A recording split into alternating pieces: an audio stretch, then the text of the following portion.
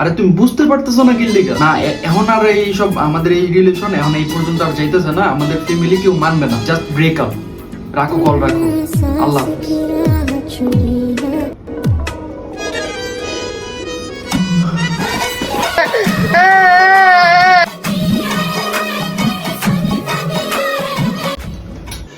रुको जरा। ফাহিমের জিএফ আমারে কল দিল, দেই তো।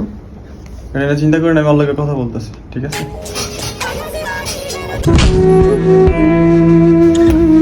কিরে ফাহিম, তোর নামে এগুলা কি শুনতেছি? তুই কি ঠিক আছিস? না মামা, তুই কোনো কথাই কইস না, আমি কারো কথা শুনতে যেতেছি না। তুই কোনো প্যারার ভিতরে আছিস, আমি ঠিক নাই, কোনো কথা কইস না। আরে ভাই, আমার কথাটা তো একটু শুনবি তুই একটু। তোর কোনো কথা শুনতেছি, তুই চুপ থাক, আমি তোর কোনো কথা শুনবো না। আরে মামা শোন, সুমাইদ আমার কল দিছিল, তো সুমাইয়ের বাপে বলছে তুই নাকি সুমাইয়ের বিয়ে করলে যৌতুকে তোর এসে দিব।